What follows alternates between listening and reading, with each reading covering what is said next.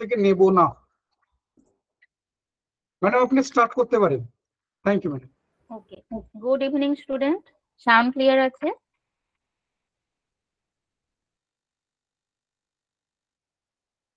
Good evening Ganesh, Debashis, Kartik. Okay, sound clear আছে? Okay, চলো তাহলে ক্লাস স্টার্ট।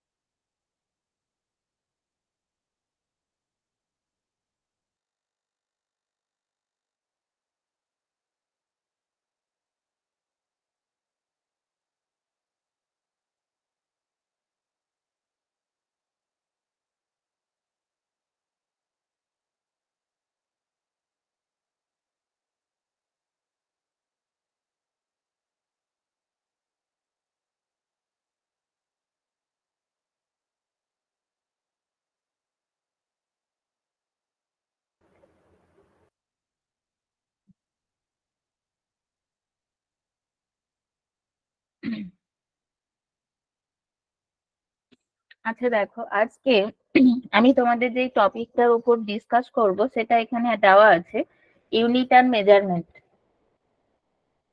ওকে, কিন্তু তার আগে কিছু কথা আছে তোমাদের এক্সাম নিয়ে, পুলিশ এক্সাম নিয়ে। তোমরা সবাই জানো 3টে টাইপের ফর্ম ফিল আপ এখন স্টার্ট হয়েছে। সেটা হচ্ছে ডাব্লিউবিপি কনস্টেবল, এপি কনস্টেবল আর এসআইয়ের, তাই তো? তোমরা এগুলো সবাই জানো কিসের কিসের চলছে। তো মোটামুটি এতে জিকে আর জিএস আছে। তো জিএস এর যে মানে সায়েন্স পার্টটা, সেই জায়গাটা আমি দেখবো। তো তার মধ্যে যে যে টপিক গুলো আছে সেটা হচ্ছে তোমার ফিজিক্স, কেমিস্ট্রি অ্যান্ড বায়োলজি, তাই তো? তোমরা সবাই জানো এই সায়েন্সের, জেনারেল সায়েন্স বলতে এই 3টে টপিক মোটামুটি কভার করে। এবারে দেখো কি কি আছে, কি কি পড়তে হবে তোমাদেরকে। দেখো, সব এক্সামে এখন প্রচুর পরিমাণে কম্পিটিশন, এটা জানতে কারোর বাকি নেই। প্রচুর পরিমাণে কম্পিটিশন এবার। তো সেখানে কি করতে হবে, তোমাকে একটা ফাইটার হতে হবে। তো সেক্ষেত্রে তোমাকে খুব ভালো করে পড়তে হবে, বিশেষ করে সায়েন্স পার্ট থেকে এখন খুব আনকমন কোয়েশ্চেন আসছে। ওকে, তো সেক্ষেত্রে তোমাকে খুব ভালোভাবে স্টাডি করতে হবে, একদম থরলি ডিটেলসে পড়তে হবে বেসিক থেকে।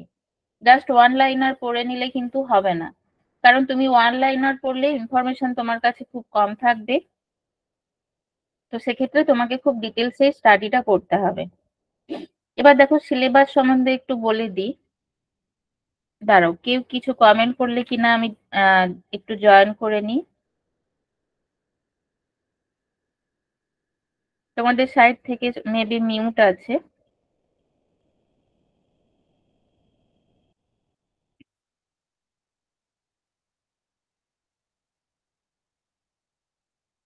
হ্যাঁ, দেখতে পাবে ব্ল্যাক, স্ক্রিনটা ব্ল্যাক করা আছে, ঠিক আছে? দেখো এবার দেখতে পাচ্ছো, স্ক্রিনটা ব্ল্যাক করা ছিল, ব্ল্যাক বলে বুঝতে পারছো না হয়তো।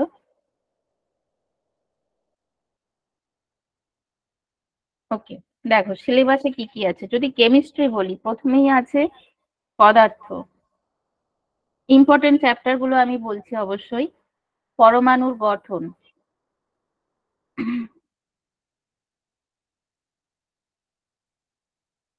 পর্যায় সারণী, ঠিক আছে, পর্যায় সারণী, রাসায়নিক বিক্রিয়া, বিভিন্ন টাইপের রাসায়নিক বিক্রিয়া,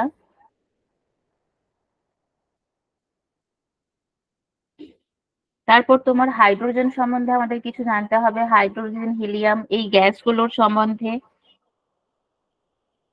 খনিজ আছে, খনিজ, মেটাল, ঠিক আছে, মেটাল মানে যেগুলোকে আমরা ধাতু আর অধাতু বলি, ঠিক আছে। আর দেখো খুব ইম্পর্টেন্ট যেটা, সেটা হচ্ছে একটা রাসায়নিক বন্ধনী তো থাকবেই, রাসায়নিক বন্ধনী। আর যেটা খুব ইম্পর্টেন্ট সেটা হচ্ছে জৈব যৌগ। এখান থেকে প্রচুর কোশ্চেন আছে, জৈব যৌগ।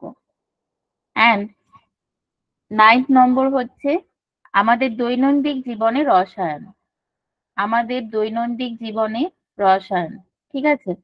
সায়েন্সের এই দুটো পার্ট আর এখানে পদার্থ, পরমাণুর গঠন, এগুলো কিন্তু ভীষণ ইম্পর্টেন্ট দৈনন্দিন জীবনে। রসায়ন প্রিভিয়াস ইয়ারের কোয়েশ্চেন দেখলেই তোমরা দেখতে পাবে এর থেকে প্রচুর কোয়েশ্চেন আসছে। এবার দেখো ফিজিক্স থেকে কি কি পড়তে হবে। ফিজিক্স ফিজিক্স থেকে মোটামুটি যেটা পড়তে হবে, প্রথমেই পড়তে হবে পরিমাপ ও একক, যেটা আমি আজকে তোমাদের ডিসকাস করব। আমি প্রথম দিনই ফার্স্ট চ্যাপ্টারটাই আমি নিয়েছি, যেটা প্রথমেই পড়া উচিত সেই কারণে।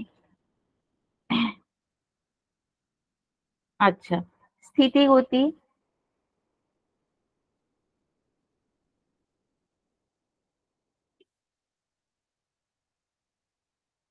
তারপর তোমার নিউটনস ল, এখানে এর আন্ডারেই পড়ছে নিউটনের সূত্র। সাউন্ড, আমি ইম্পর্টেন্ট চ্যাপ্টার গুলো লিখছি। শব্দ, আলোক, ঠিক আছে, আলোক, তড়িৎ, তো মোটামুটি এগুলো হচ্ছে ইম্পর্টেন্ট চ্যাপ্টার। এবারে যদি জীবন বিজ্ঞানের ক্ষেত্রে বলো, মানে বায়োলজি, সেক্ষেত্রে কোষ বিভাজন ভীষণ ইম্পর্টেন্ট। প্রথমেই আছে কোষ এবং কোষ বিভাজন, ঠিক আছে, কোষ এবং কোষ বিভাজন ইম্পর্টেন্ট চ্যাপ্টার। তারপর তোমার উদ্ভিদ কোষ, প্রাণী কোষ, এগুলো তো এর মধ্যেই সব পড়ছে।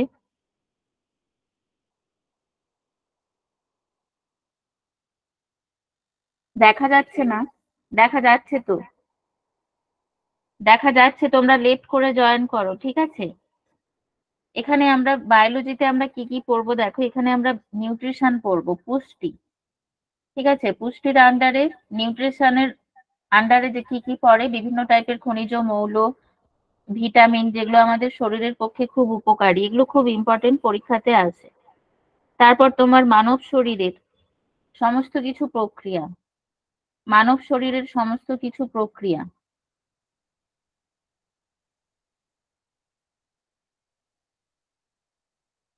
এর মধ্যে কি কি থাকবে, অবশ্যই হরমোন, এনজাইম, ঠিক আছে, হিউম্যানের যে তোমার স্কেলিটাল সিস্টেম, কঙ্কাল তন্ত্র, নার্ভ তন্ত্র, পরিপাক তন্ত্র, ঠিক আছে, এই সমস্ত কিছু আছে। তারপর তোমার আহ রিপ্রোডাকশন সিস্টেম, শ্বসন, সব এর মধ্যেই পড়ছে। তা বাদে আমাদের যেটা আরো পড়তে হবে, অভিব্যক্তি বা এভালুয়েশন যেটাকে বলে, রেসপিরেশন, সালোক সংশ্লেষ, ঠিক আছে, শ্বসন, তারপর বিভিন্ন রকম রোগের নাম, এগুলো আমাদের সব জানতে হবে। বিভিন্ন প্রকার রোগ,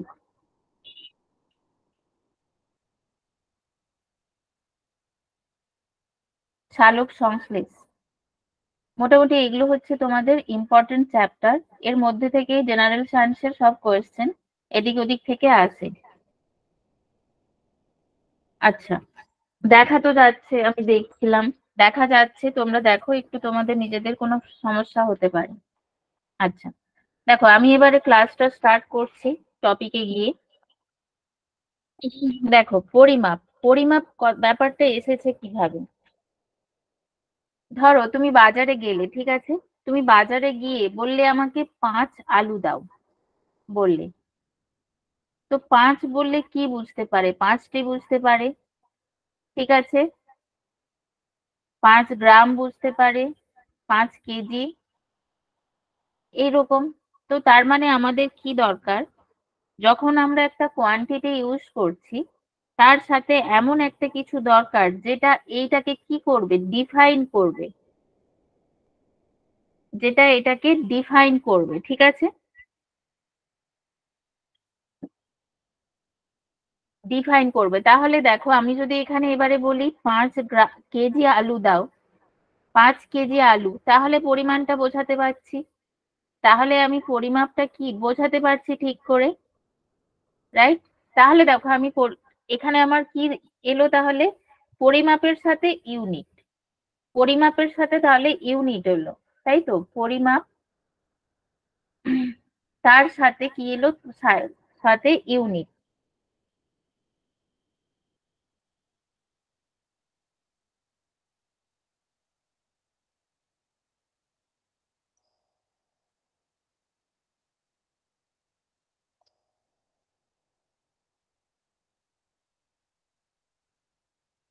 আচ্ছা, কি অসুবিধে হচ্ছে? শোনা যাচ্ছে তো? দেখা যাচ্ছে, শোনা যাচ্ছে, দুটোই যাচ্ছে মেবি।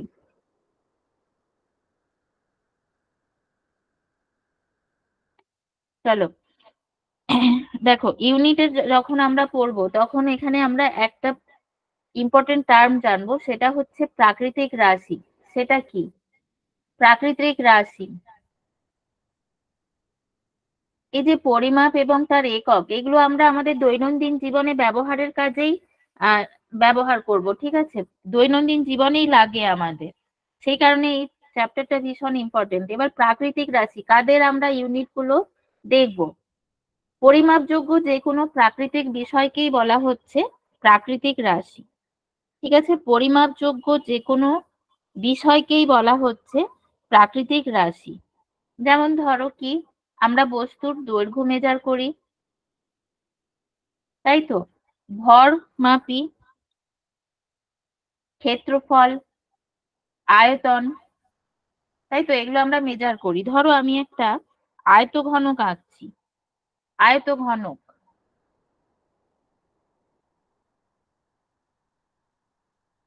দেখো এর তোমরা কি কি পাবে? এর দেখো আমরা কি কি পাচ্ছি, এর আমরা দৈর্ঘ্য পাচ্ছি, তাই তো? এটা আমরা দৈর্ঘ্য পাচ্ছি, এই জায়গাটা, এটাকে আমি এল দিয়ে ডিনোট করছি। আর কি পাচ্ছি? প্রস্থ পাচ্ছি, এই পোর্শনটা প্রস্থ, তাই তো? প্রস্থ পাচ্ছি এখানে, এটাকে আমি L2 দিয়ে ডিনোট করছি। আর একটা দেখো এখানে আছে, সেটা হচ্ছে হাইট, উচ্চতা, উচ্চতা পাচ্ছি আমরা এখানে, ঠিক আছে? এই দৈর্ঘ্যটা আমি L2 দিয়ে ডিনোট করছি। তাহলে দেখো আমরা কি কি পরিমাপ করব? যা পরিমাপযোগ্য, তাই তো? যা পরিমাপযোগ্য মানে দৈর্ঘ্য, প্রস্থ, উচ্চতা সবই পরিমাপযোগ্য, এগুলো হলো ভৌত রাশি। এবারে এই আয়তঘনকের আমরা দেখো কি কি পরিমাপ করছি। এক, আমরা পরিমাপ করছি দৈর্ঘ্য। আমরা কি কি পরিমাপ করছি? দৈর্ঘ্য, ঠিক আছে? তারপর এর ক্ষেত্রফল বার করতে পারবো। কিভাবে বার করব? দৈর্ঘ্য গুণিত প্রস্থ, দৈর্ঘ্য গুণিত প্রস্থ, তাই তো? তাহলে এখানে আমরা কি পেয়ে যাব? L1 into L2। ওকে, এরপরে আমরা দেখো আয়তনও পরিমাপ করতে পারবো। আয়তন কিভাবে পরিমাপ করব? দৈর্ঘ্য গুণিত প্রস্থ গুণিত উচ্চতা। তাহলে দেখো L1 into L2 into L3, এটা করলে আমরা কি পাবো? আয়তন পেয়ে যাব, ঠিক আছে? আয়তনটা কি? কতটা জায়গা দখল করতে পারে, সেটাই তো। কতটা জায়গা দখল করতে পারে সেটাই হচ্ছে আয়তন,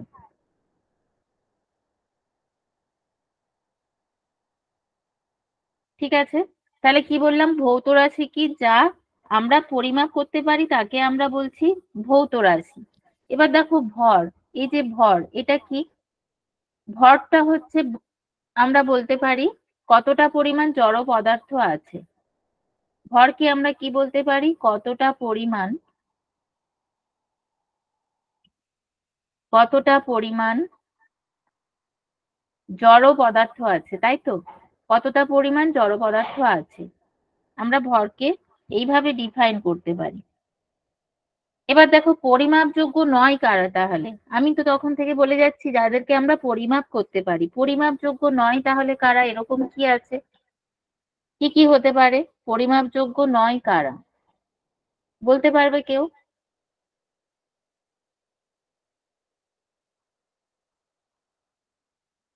পরিমাপযোগ্য নয় এরকম কি আছে? দেখো, পরিমাপযোগ্য নয় কারা? পরিমাপযোগ্য নয় কারা?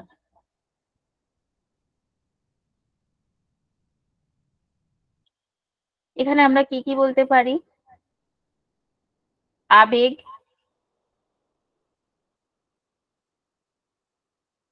বর্ণ,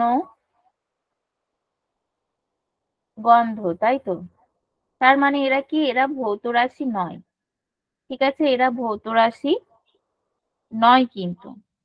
ওকে, এবার দেখো এখানে কিছু কনসেপ্ট আছে, সেটা হচ্ছে প্রাথমিক একক, বা যেটাকে আমরা মূল একক বলছি। একক কয় টাইপের হয়? একক কতগুলো টাইপের হয়?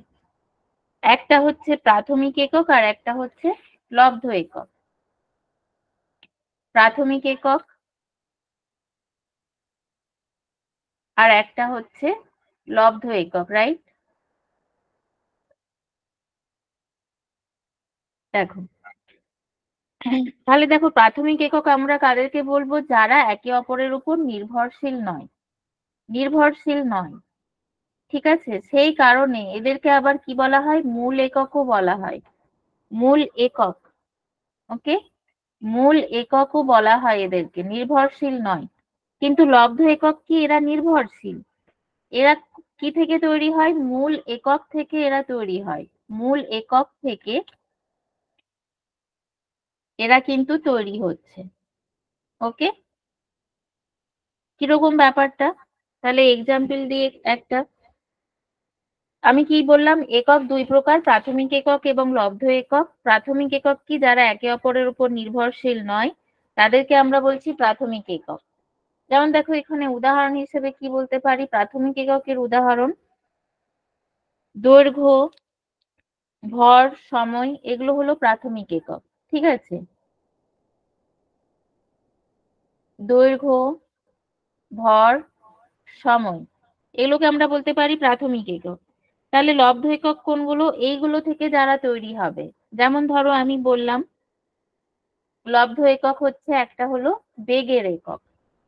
বেগের একক এটা কিভাবে তৈরি হবে? বেগের এককটা আমার কিভাবে আসছে? দেখো, বেগ মানে তোমরা সবাই জানো, বেগ মানে কি? সরণ বাই সময়। সরণ মানে কি? একক সময়ে যতটা কি হয়, যতটা দূরত্ব কভার করছে, ডিসপ্লেসমেন্ট যতটা হচ্ছে, সেটাকে আমরা বলছি সরণ। তাহলে বেগ ইকুয়াল টু, এখানে আমরা বলতে পারি দৈর্ঘ্যের একক বাই সময়ের একক। দৈর্ঘ্যের একক বাই সময়ের একক। তাহলে এখান থেকে কি পাবো? দৈর্ঘ্যের একক বাই সময়ের একক মানে দেখো, দুটো একক আমি ইউজ করছি, দুটো প্রাথমিক একক আমি কিন্তু ইউজ করছি এখানে, ঠিক আছে? তার মানে এটা বেগের একক হলো লব্ধ একক। সিমিলারলি আমি যদি ভরবেগ নিই, ভরবেগ এর ইউনিট কিভাবে মেজার করব? ভরের একক গুণিত কি হবে? ভরের একক গুণিত বেগের একক, তাই তো? বেগের একক। বলো, বোঝা যাচ্ছে? বুঝতে পারছো তোমরা?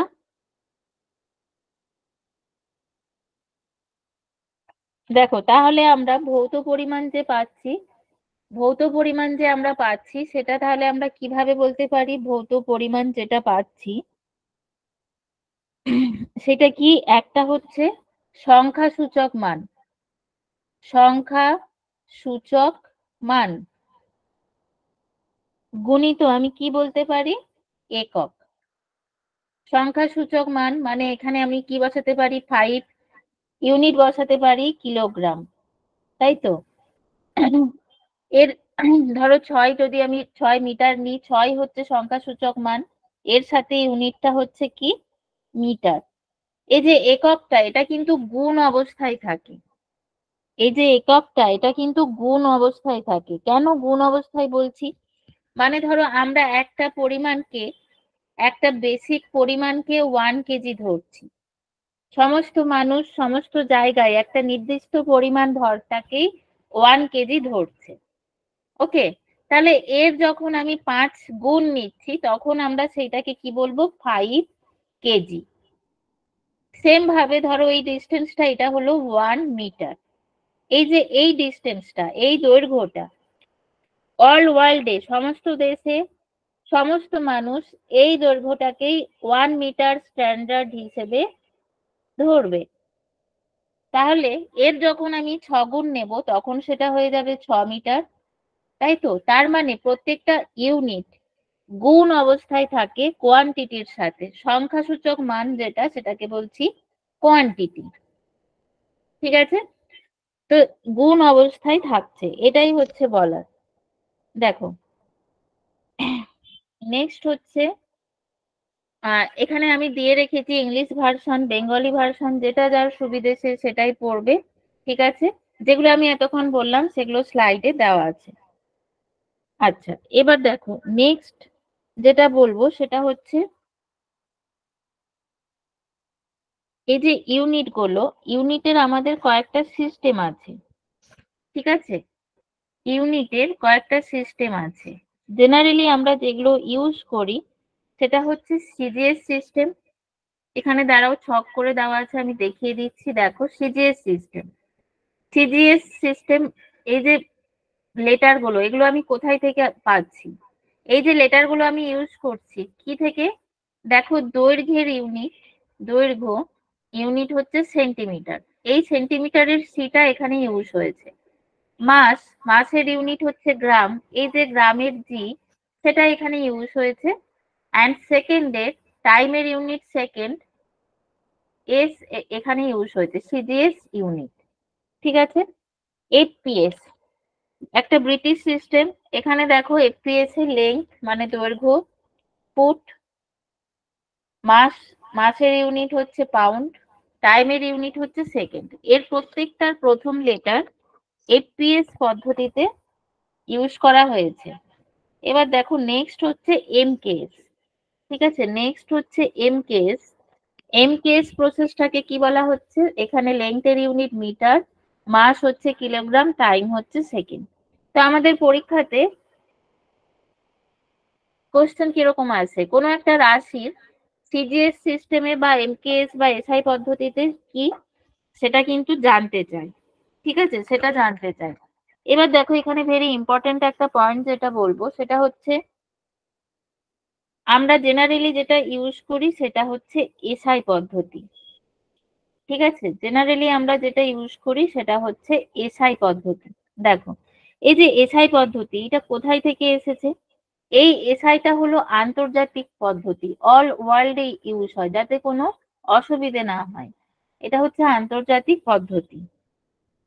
ঠিক আছে, এবারে এই যে পদ্ধতিটা এলো কিভাবে? দেখো এমকেএস পদ্ধতিতে আমরা দেখেছি দৈর্ঘ্য, ভর এবং সময়ের কি আছে এককগুলো আমরা ইউজ করেছি। এবারে এসআই ইউনিট যখন এসেছে তখন কি করা হয়েছে? এমকেএস সিস্টেম তার সাথে আরো 4টা ইউনিট ইনক্লুড করা হয়েছে, দিয়ে এখানে টোটাল আমরা পেয়ে যাচ্ছি 7টি রাশি। টোটাল আমরা পেয়ে যাচ্ছি 7টি রাশি। ঠিক আছে, এটা কত সালে করা হয়েছে? 1960 সালে। ঠিক আছে, 1960-তে করা হয়েছে। তো কি করা হলো? এমকেএস পদ্ধতিতে অলরেডি 3টে রাশি আমার ছিল, তার সাথে আরো 4টি রাশি যোগ করে এখানে কি করা হয়েছে? আন্তর্জাতিক সিস্টেমটা দেওয়া হয়েছে, মানে এসআই পদ্ধতিটা দেওয়া হয়েছে। তাহলে দেখো এখানে বাকি 4টে রাশি কি কি, চলো দেখিয়ে দিচ্ছি। বাকি 4টি রাশি দেখো, বৈদ্যুতিক প্রবাহ, তাপমাত্রা, পদার্থের পরিমাণ, আলোক দীপ্তি। ঠিক আছে, বৈদ্যুতিক প্রবাহ, তাপমাত্রা, পদার্থের পরিমাণ, আলোক দীপ্তি, এই 4টে রাশি কি হয়েছে? অ্যাড হয়েছে। তাহলে এখানে দেখো কি কি পেলাম। এদের ইউনিট, বৈদ্যুতিক প্রবাহের ইউনিট অ্যাম্পিয়ার, তাপমাত্রার কেলভিন, পদার্থের পরিমাণ হচ্ছে মোল, আলোক দীপ্তির হচ্ছে ক্যান্ডেলা। ঠিক আছে, বোঝা যাচ্ছে? আচ্ছা, যে স্ক্রিন দেখতে পাচ্ছ না সে কাইন্ডলি একটু লেফট করে আবার জয়েন করো। ঠিক আছে, স্ক্রিন কিন্তু শো করছে। আচ্ছা, বোঝা গেল কিনা বলো, যতটা বললাম বোঝা যাচ্ছে?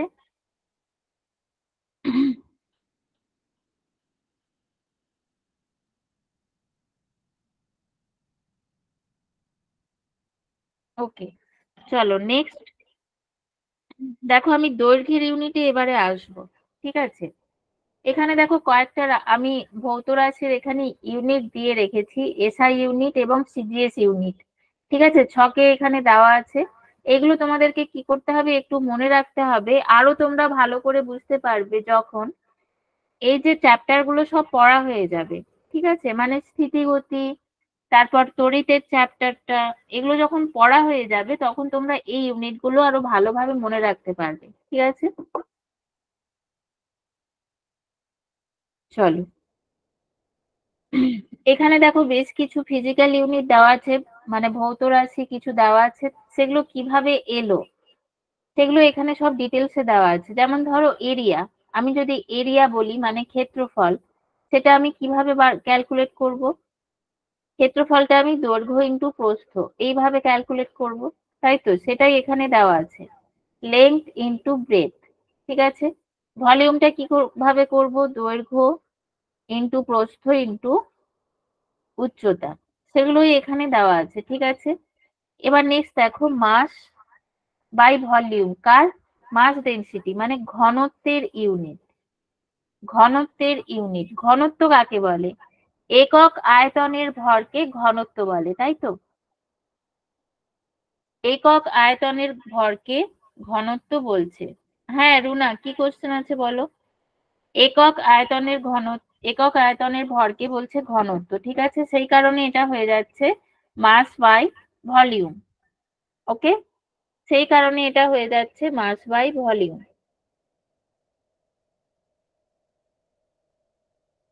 আচ্ছা, ত্রিদীপ মন্ডল বলেছো, অবশ্যই। তুমি যেটা বলছো সেটা আমি পরে আসছি, ঠিক আছে, সেটা আমি পরে আসছি। এই 7টা মৌলিক একক ছাড়াও তোমার রেডিয়ান এবং স্টেরিডিয়ান মৌলিক একক হিসেবে এক সময় কিন্তু ব্যবহার করা হতো। ঠিক আছে, এক সময় ব্যবহার করা হতো, কিন্তু এখন কিন্তু আর করা হয় না। ওই জন্য ওইগুলোকে সাপ্লিমেন্টারি ইউনিটের আন্ডারে ফেলেছে। সাপ্লিমেন্টারি ইউনিট, এটা আমি পরে আসছি, পরে আমার এটা ডিটেলসে আলোচনা করার ছিল। তুমি যখন বললে আমি এখনই বলে দিচ্ছি কি বলছি। Supplementary unit, supplementary unit. Okay, এর আন্ডারে কি পড়ছে? রেডিয়ান এবং স্টেরিডিয়ান। রেডিয়ান এবং স্টেরিডিয়ান। ঠিক আছে, একটা হচ্ছে দেখো, এটা হচ্ছে দ্বিমাত্রিক। দ্বিমাত্রিক কেন বলছে আমি পরে আসছি, পরে আমি ছবি দিয়ে বুঝিয়ে দেবো। আর এটা হচ্ছে ত্রিমাত্রিক। ঠিক আছে, এই দুটো ইউনিট আগে কিন্তু মৌলিক হিসেবে একক হিসেবে ইউজ করা হতো। ঠিক আছে, এবার এখন এগুলোকে কি বলা হচ্ছে? সাপ্লিমেন্টারি ইউনিট, মানে সহকারী একের আন্ডারে অন্তর্ভুক্ত করা হয়েছে। দেখো যাদের কনফিউশন ছিল বোঝা গেছে এই ইউনিট দুটোর ব্যাপারে, এই ইউনিট দুটোর ব্যাপারে বোঝা গেছে। যাদের কনফিউশন, বাংলাতেই করাচ্ছি সুব্রত, বাংলাতেই করাচ্ছি, সবই বাংলাতেই আছে, অসুবিধে কিছু নেই। যেগুলো ইংলিশে আছে সেগুলো কয়েকটা মাত্র। আচ্ছা জ্যোতির্ময় কোয়েশ্চেন করো, অসুবিধে নেই।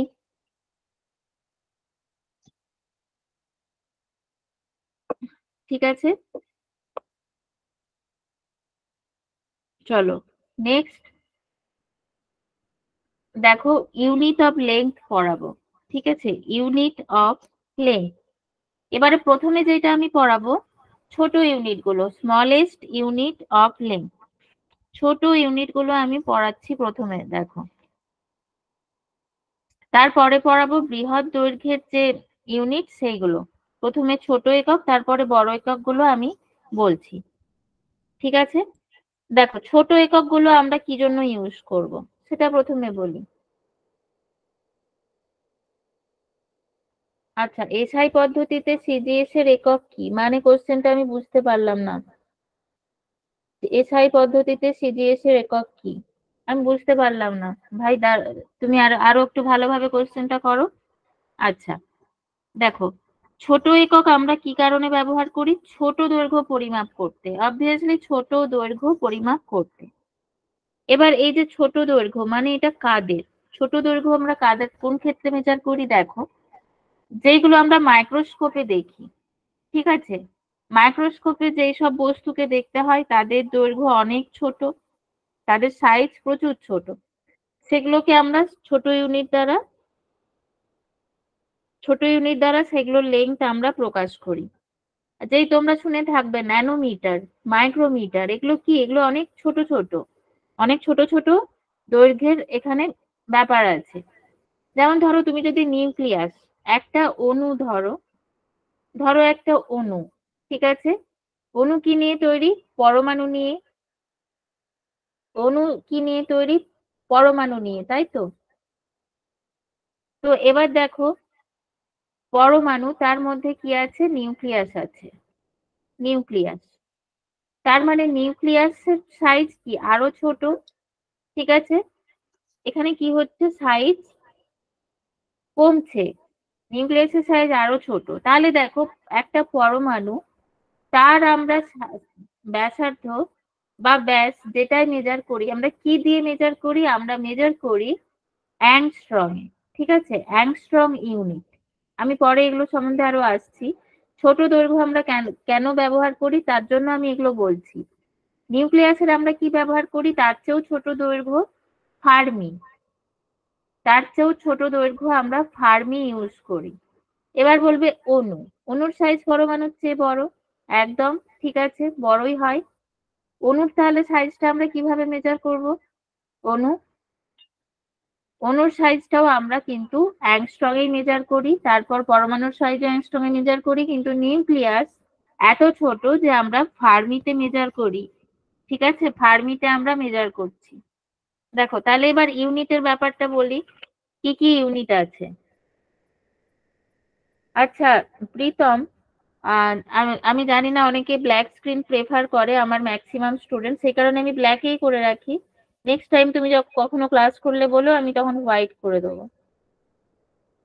ঠিক আছে? আচ্ছা, রুনা কি বলেছো? রুনার কোশ্চেন তো আমি দেখতে পাচ্ছি না। চলো।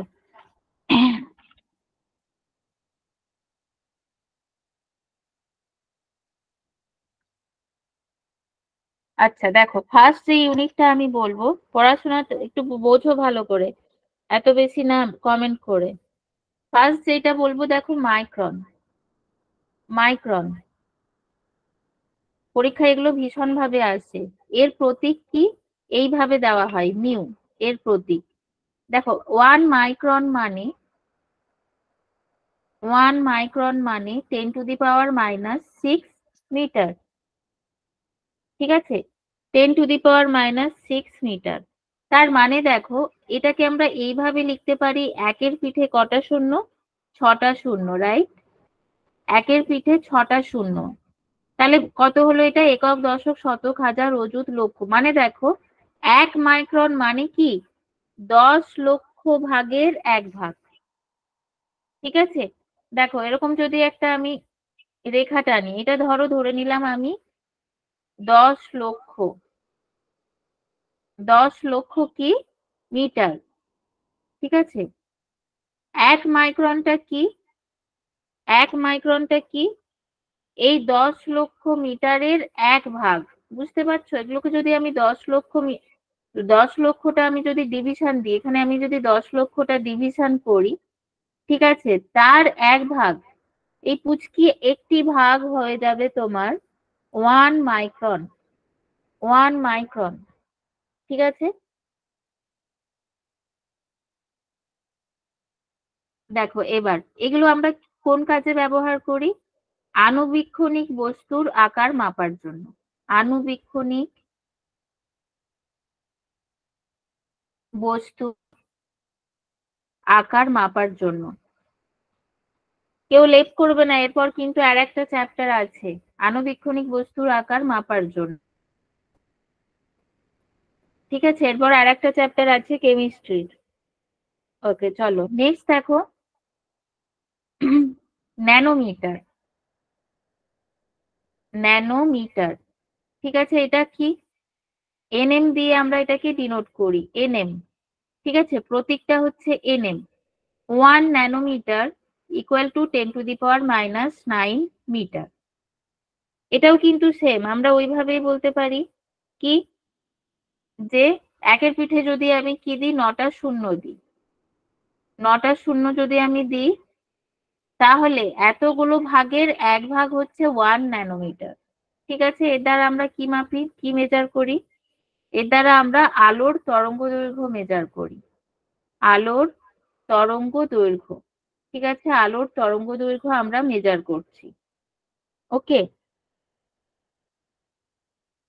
দেখো এখানে লেখা আছে মাইক্রোমিটার কি হয়, ইনফ্রারেড বিকিরণের তরঙ্গ দৈর্ঘ্য পরিমাপ করে, তার পাশাপাশি কি জৈবিক কোষ এবং ব্যাকটেরিয়ার আকার মাপার জন্য ব্যবহার করা হয়। আর কি মানুষের চুলের প্রস্থ কি হয় 20 থেকে 200 মাইক্রোমিটার পর্যন্ত হয়। ঠিক আছে, দীর্ঘ মানবের মানবের দীর্ঘতম যে ক্রোমোজোমের দৈর্ঘ্য তার দৈর্ঘ্য হচ্ছে 10 মাইক্রোমিটার।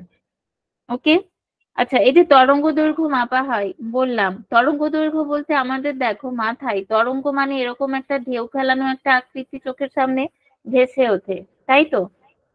আচ্ছা সুজয় বলো, কোন জায়গাটা বুঝতে পারছো না? দেখো এইরকম একটা ঢেউ খেলানো আকৃতি আমাদের চোখের ওপরে ভেসে ওঠে, তাহলে তরঙ্গ দৈর্ঘ্য এখানে কোনটা? দেখো এখানে তরঙ্গটা স্টার্ট হয়েছে, তারপর এইভাবে গিয়ে এখানে শেষ হয়েছে। লক্ষ্য করলে দেখতে পাবে এগুলো একটা একটা ফেজ। এই যে এটা পুরোটাকে আমরা একটাকে তরঙ্গ বলতে পারি, এর যে লেংথ দৈর্ঘ্য সেইটাকে আমরা কি বলবো? তরঙ্গ দৈর্ঘ্য। তো এই যে এই লেংথটা এটা কি দিয়ে মাপা হয়? ন্যানোমিটার, এই ইউনিট দ্বারা আমরা মেজার করি।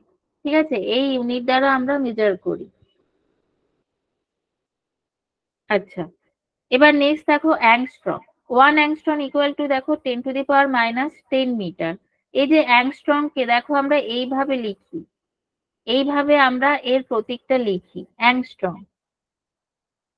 9:30 পর্যন্ত ক্লাস হবে জেসমিন।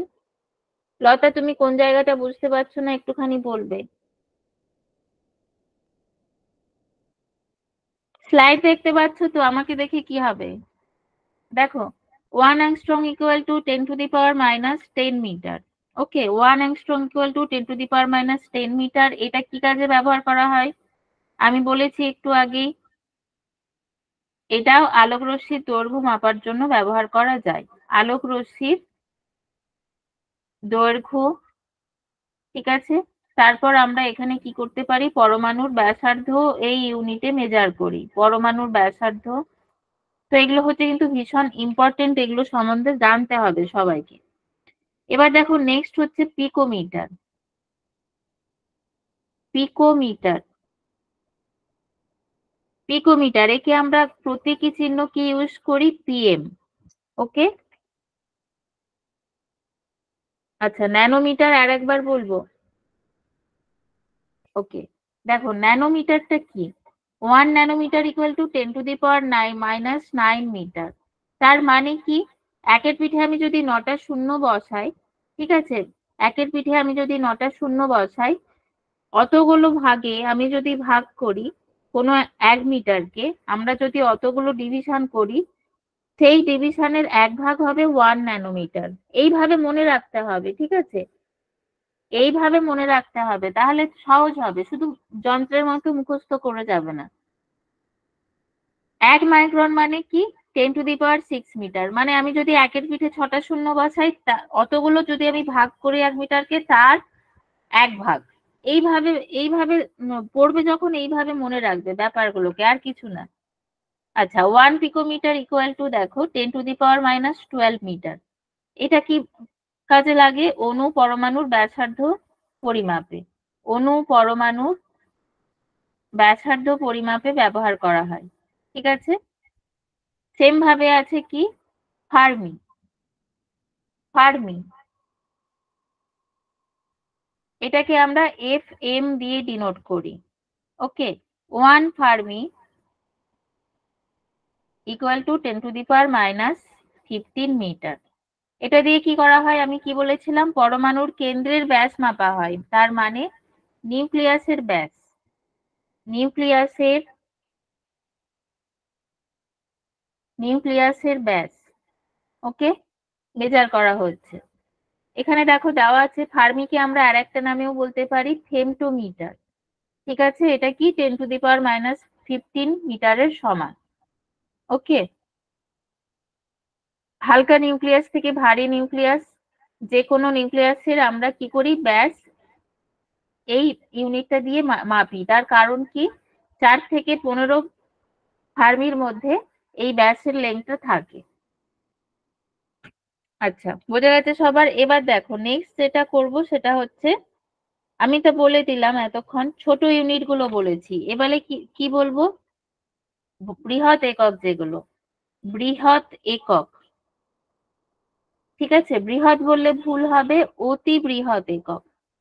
ওকে, অতি বৃহৎ একক আমাদের বলতে পারি। এইটাকে আমরা ইংলিশে বলি কসমিক ডিস্টেন্স।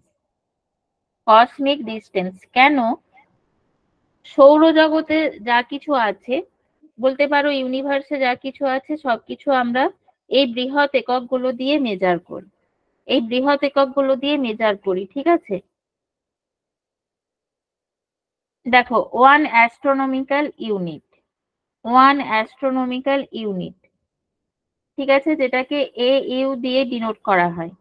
এটা কি কাজে ব্যবহার করা হয়? এটা কাকে বলে? প্রথমে বলছি 1 অ্যাস্ট্রোনমিক্যাল ইউনিট কাকে বলছে। এটা কি বলছে? সূর্য থেকে পৃথিবীর গড় দূরত্ব, ঠিক আছে, সেটাকে বলা হচ্ছে 1 অ্যাস্ট্রোনমিক্যাল ইউনিট। কি বললাম? সূর্য থেকে পৃথিবীর গড় যে দূরত্ব তাকে বলছে 1 অ্যাস্ট্রোনমিক্যাল ইউনিট। ঠিক আছে, এখানে দেওয়া আছে। ওকে, এখানে দেওয়া আছে সংজ্ঞা। এবার দেখো রিলেশনটা, 1 astronomical unit equal to 1.496 into 10⁻11 minute, ঠিক আছে, metre. 1 astronomical unit equal to 1.496 into 10⁻11 metre. ঠিক আছে, এটা কি করা হয়? প্রাথমিকভাবে সৌরজগতের মধ্যে নক্ষত্রের যে দূরত্ব, নক্ষত্রগুলোর মধ্যে দূরত্ব এর দ্বারা মেজার করা হয়। ওকে, এই যে এখানে দেখো সৌরজগৎ, সূর্য আছে, তার সাথে আর কি কি দেখতে পাচ্ছ? গ্রহগুলোর অবস্থান দেখানো হচ্ছে, তাই তো? এই যে ডিস্টেন্সটা দেখো, সূর্য থেকে আর্থের মধ্যে যে ডিস্টেন্সটা, এটা কি দিয়ে মেজার করা হয়? এটা 1 অ্যাস্ট্রোনমিক্যাল ইউনিট বলা হচ্ছে এই দূরত্বটাকে। এবার দেখো লাইট ইয়ার, যেটাকে বলা হয় আলোকবর্ষ। আলোকবর্ষ কাকে বলছে? আলো 1 বছরে যে দূরত্ব অতিক্রম করছে, তাই তো? অবশ্যই সেটা হবে শূন্য মাধ্যমে। শূন্য মাধ্যমে আলো 1 বছরে যে দূরত্ব অতিক্রম করে তাকে বলা হচ্ছে 1 আলোকবর্ষ। 1 আলোকবর্ষ মানে দেখো 9.46 ইন্টু 10⁻15 মিটার দেওয়া আছে, ঠিক আছে। এখানে যে তোমার রিলেশন গুলো, মিটারে কনভার্সন গুলো, এগুলো কিন্তু এখানে ভীষণভাবে ইম্পর্টেন্ট। দেখো এগুলো তাহলে কি হলো? বৃহৎ, আমি যেগুলো বলছি বৃহৎ মানে একক, দৈর্ঘ্যের বৃহৎ একক। এবারে যেটা বাকি আছে সেটা হচ্ছে দৈর্ঘ্যের বৃহত্তম একক। এটা দেখো, এটা হলো দৈর্ঘ্যের বৃহত্তম একক, ঠিক আছে, এটা হচ্ছে বৃহত্তম একক মানে সবচেয়ে বড়। ঠিক আছে, 1 পারসেক ইকুয়াল টু 3.26 আলোকবর্ষ। 1 পারসেক ইকুয়াল টু 3.26 আলোকবর্ষ, মানে বুঝতে পারছো এটা কতটা বড় হতে পারে। ঠিক আছে, এই যে ইউনিটটা, এটা কি কাজে ব্যবহার করা হয়? এটা সোলার সিস্টেমের যে অনেক দূরে দূরে অবস্থিত যেই সব অবজেক্ট আছে তাদের মধ্যে দূরত্বটা মেজার করার জন্য ব্যবহার করা হয় পারসেক। ঠিক আছে, তাদের মধ্যে দূরত্বটা মেজার করার জন্য ব্যবহার করা হচ্ছে পারসেক। ওকে, এবার দেখো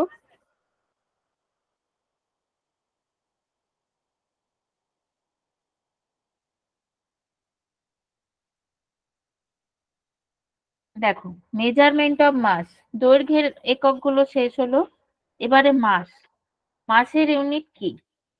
এখানে দেখো নতুন কিছু জিনিস তোমরাও পড়েছো, একদম পড়োনি সেটা আমি বলছি না, পড়েছো আগে, কিন্তু একটু রিভিশন হয়ে যাবে। নতুন কিছু জিনিস এখানে বলবো। দেখো ভর, আমি কি বলেছি? কতটা পরিমাণ জড় পদার্থ আছে তার পরিমাণটাকে বলা হচ্ছে ভর, রাইট? তার পরিমাণটাকে বলা হচ্ছে কিন্তু ভর। এবারে তোমরা সবাই জানো সিজিএস পদ্ধতিতে ভরের ইউনিট কি? গ্রাম। আর এসআই পদ্ধতিতে কেজি। ঠিক আছে, এসআই পদ্ধতিতে হচ্ছে কেজি। জেনারেলি আমরা যেই সব বস্তু আমাদের চারপাশে দেখতে পাই তারা মোটামুটি এই ইউনিটেই ব্যবহার করা হয়। ঠিক আছে, এই দুটো ইউনিট। এবার দেখো যেটা আমি এবার বলছি ডায়মন্ড, হিরে। হিরের ভর আমরা কিভাবে মেজার করি? ক্যারেট দ্বারা। ক্যারেট। তো তোমরা মোটামুটি ভরের ইউনিট সবই জানো, কিন্তু হীরের ভর অত সোজা কোশ্চেন তো আসবে না।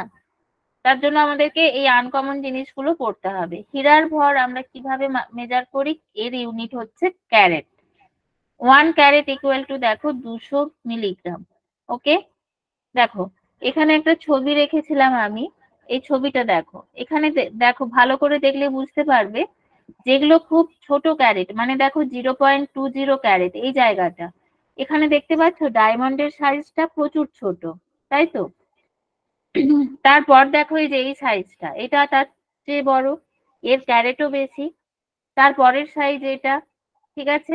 এইটা দেখো 6 ক্যারেট, সবচেয়ে বড় যে হিরেটা দেখানো হচ্ছে। তার মানে হিরের ভর আমরা কি দিয়ে মেজার করি? ক্যারেট দ্বারা। ওকে, আচ্ছা, এবার দেখো পরমাণুর ভর। পরমাণুর ভর আমরা কি দিয়ে মেজার করি? পরমাণুর ভর আমরা কি দ্বারা মেজার করি?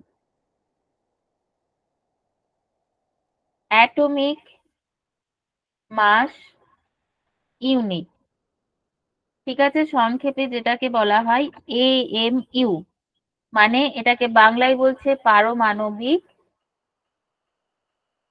ভর একক। ওকে, পারমাণবিক ভর একক।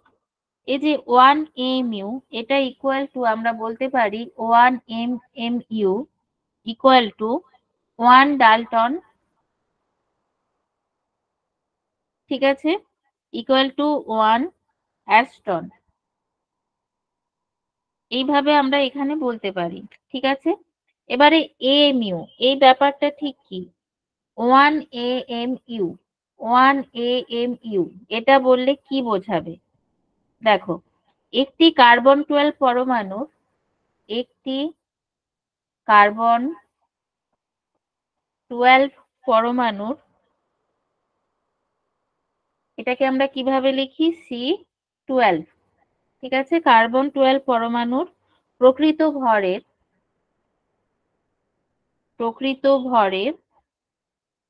1/12 অংশকে বলা হচ্ছে 1 AMU। 1/12 অংশকে বলা হচ্ছে 1 AMU, ঠিক আছে? এটার অ্যামাউন্ট কত? 1.6603 ইন্টু 10⁻⁻24 গ্রাম। এটা হচ্ছে অ্যামাউন্ট, ঠিক আছে? তার মানে দেখো, আমরা অণু আর পরমাণু এদের ভর কিসে মাপছি? AMU তে, তাই তো? AMU তে মাপছি। তার মানে যখনই মেজারমেন্টের যে রাশিটা সেটা চেঞ্জ হচ্ছে, তার সাথে সাথে ইউনিটও কিন্তু চেঞ্জ হয়ে যাচ্ছে। ওকে, তার সাথে সাথে ইউনিটও চেঞ্জ হয়ে যাচ্ছে। এবার দেখো, খুব ইম্পর্টেন্ট যেটা, সেটা হচ্ছে চন্দ্রশেখর লিমিট। দেখো, চন্দ্রশেখর লিমিট, ঠিক আছে? এটা কি? এটা হচ্ছে ভরের বৃহত্তম ব্যবহারিক একক। দৈর্ঘ্যের যেমন আমরা একটা বৃহত্তম একক দেখেছিলাম, এখানেও তাই। ভরের বৃহত্তম ব্যবহারিক একক হচ্ছে চন্দ্রশেখর লিমিট, ঠিক আছে? এটা দেখো, এটা গৃহীত মান কি? সূর্যের এর যে গৃহীত মান সেটা হচ্ছে, আমি নেক্সট স্লাইডে লিখে দিচ্ছি,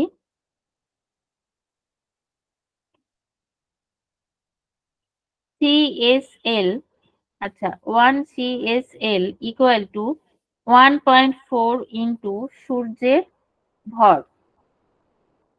সূর্যের ভরটা কতটা হয়? 2 ইন্টু 10⁻30 কেজি, ঠিক আছে? চন্দ্রশেখর লিমিটটা তাহলে কি বললাম? ভর পরিমাপের অতি বৃহৎ একটা ইউনিট। ওকে, আশা করি বোঝা গেছে। চলো এবারে নেক্সট দেখো, আমি যে আগে বলেছিলাম যেটা সাপ্লিমেন্টারি ইউনিট, সাপ্লিমেন্টারি ইউনিট যেটা বলেছিলাম সেটা এখানে দেওয়া আছে। সাপ্লিমেন্টারি ইউনিটের সংখ্যা কি? দুটো, একটা হচ্ছে রেডিয়ান আর একটা হচ্ছে পেরিডিয়ান। রেডিয়ানটা দেখো বলেছিলাম দ্বিমাত্রিক, তাই তো, রেডিয়ানটা বলেছিলাম দ্বিমাত্রিক। ঠিক আছে,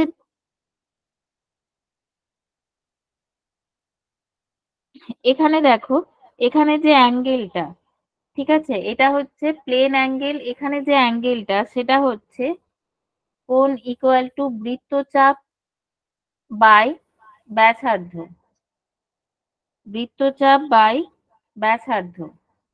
ঠিক আছে, এবার দেখো এখানে কি আছে, এই যে স্টেরিডিয়ান, এখান থেকে আমরা কিভাবে নেব, ধরো দেখবে যেমন একটা এই যে দ্বিমাত্রিক, যেটা ধরো পিজা, পিজা যে আমরা খাই, পিজাতে কি আছে, পিজার আমরা এরকম একটা স্লাইস কেটে নিলে দ্বিমাত্রিক যে একটা গঠন পাই, ঠিক আছে, দ্বিমাত্রিক যেই গঠনটা পাই সেটা হয়ে যাচ্ছে আমাদের কি, সেটা হয়ে যাচ্ছে প্লেন অ্যাঙ্গেল রেডিয়ানে।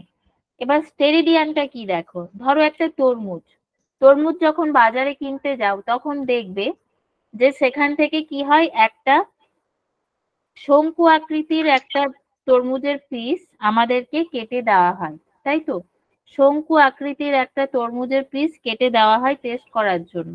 ঠিক আছে, তো ওইরকম একটা পিস যদি বের করে আনা হয় তখন যে কোণটা উৎপন্ন হয় সেটাকে বলা হচ্ছে কি, স্টেরিডিয়ান, সেটাকে বলা হচ্ছে স্টেরিডিয়ান। বাংলাতেই থাকবে, সমস্ত কিছু বাংলাতেই থাকবে, স্টাডি ম্যাটেরিয়াল সমস্ত কিছু বাংলাতেই থাকবে, এটা তো স্লাইড পড়ানোর, সব সমস্ত কিছু বাংলাতেই দেওয়া আছে, বাংলা ইংলিশ বোথ ভার্সানেই দেওয়া আছে। পিডিএফ যেটা দেওয়া হয় নোট বানিয়ে, সেটা পুরো বাংলা ইংলিশ পুরো আলাদা আলাদা করেই দেওয়া হয়, যার যেটা সুবিধে সে সেটা পড়বে। আমি তো মুখে তো বাংলাই বলছি, তাই না? আচ্ছা দেখো, স্টেরিডিয়ান এটাকে আমরা কি বলবো, ঘন কোণ। ঠিক আছে, এটাকে আমরা বলবো সলিড অ্যাঙ্গেল বা ঘন কোণ। ঘন কোণটা তাহলে কি পাচ্ছি আমরা, ক্ষেত্রফল বাই দূরত্বের বর্গ। ঠিক আছে, ক্ষেত্রফল বাই দূরত্বের বর্গ, এইটা হলো সহকারী ইউনিট, সহকারী একক। ওকে, চলো নেক্সট দেখো, নেক্সট তোমাদের যেটা আছে সেটা হচ্ছে ডাইমেনশন। ডাইমেনশনটা কি দেখো, কোনো ভৌত রাশির কে মূল রাশির সাহায্যে প্রকাশ করার সময় মূল রাশিগুলিকে যে ঘাতে উন্নীত করে নিতে হয় তাকে আমরা বলছি ভৌত রাশির মাত্রা, তাই তো, কোনো ভৌত রাশিকে মূল রাশির সাহায্যে প্রকাশ করার সময় মূল রাশিগুলিকে যে ঘাতে উন্নীত করা হয় তাকে আমরা বলছি ভৌত রাশির মাত্রা। এবার দেখো তাহলে এখানে আমরা কি করব, প্রাথমিক একক যেগুলো তার ইউনিট গুলো ইউজ করব। ঠিক আছে, প্রাথমিক একক যেইগুলো তার ইউনিট হিসেবে আমরা কিন্তু ইউজ করব, তার ইউনিট গুলো ইউজ করব। কি কি, যেমন দেখো দৈর্ঘ্য, দৈর্ঘ্যকে আমরা রিপ্রেজেন্ট করব ক্যাপিটাল এল দিয়ে। ওকে, ভরকে আমরা কিভাবে রিপ্রেজেন্ট করব, ক্যাপিটাল এম দিয়ে। সময়কে কিভাবে রিপ্রেজেন্ট করব আমি একটাই দেখাবো আজকে, তোমাদের তো এটা ডেমো ক্লাস, যখন ডিটেলসে পড়ানো হবে তখন একদম সবগুলো দেখিয়ে দেবো আলাদা আলাদা করে করে। তাপমাত্রা, এটা হচ্ছে কি, কেলভিন, আমরা কে দিয়ে ডিনোট করব। ঠিক আছে, এবার দেখো আমি যদি ক্ষেত্রফল বার করি, এর মাত্রা কিভাবে বার করব, ক্ষেত্রফল, ক্ষেত্রফল কি, দৈর্ঘ্য গুণিত প্রস্থ, দুটোই কি দৈর্ঘ্যের ইউনিট, তাহলে আমরা কি ইউজ করব, এল ইউজ করব ইউনিটে। তাহলে এখানে নেক্সট কি পেয়ে যাব, এল ইন্টু এল, তাহলে মাত্রা কি হবে, এল, এল কি হবে 2, তাই তো, এটা হয়ে যাবে মাত্রা। ওকে, আয়তন যখন করব আর একটা এল গুণ হবে, মানে এল কিউব হবে। ঠিক আছে, আচ্ছা, এরপর দেখো 2 নম্বর, আচ্ছা কে বলেছো, তাপমাত্রা, কে, আচ্ছা, এগুলো সব ক্যাপিটাল, ঠিক আছে, এল এম টি কে এগুলো সব ক্যাপিটাল। ওকে, আচ্ছা, এরপর দেখো ঘনত্ব, ঘনত্ব কিভাবে করব, এটাই আমি লাস্ট বলছি, তারপর নেক্সট টপিকে চলে যাব। ঘনত্ব। ঘনত্বটা আমরা কিভাবে করব? ভর বাই আয়তন। ভর বাই আয়তন। তাহলে দেখো ভরের আমি কি বলেছি? এম, তাই তো, ভরের এম। আর আয়তনের কি হবে? এল কিউব। তাহলে এর মাত্রা কি হয়ে যাবে? এম এল মাইনাস 3, তাই তো, এম এল মাইনাস 3। এটা হয়ে যাবে ঘনত্বের মাত্রা। ওকে, এটা হয়ে যাবে ঘনত্বের মাত্রা। তো এইভাবে আমরা মোটামুটি মাত্রাগুলো, ডাইমেনশন গুলো প্রত্যেকটা রাশির আমরা কি করব? আমরা এগুলো ক্যালকুলেট করতে পারবো। আরো অনেক রাশি আছে, সমস্ত কিছুই মোটামুটি পড়তে হয়। যেমন ধরো ত্বরণ, বল, ঠিক আছে, কার্য, চাপ, ক্ষমতা, ভরবেগ, এই সব কিছুরই কিন্তু মাত্রা আমাদেরকে পড়তে হবে ভালো করে।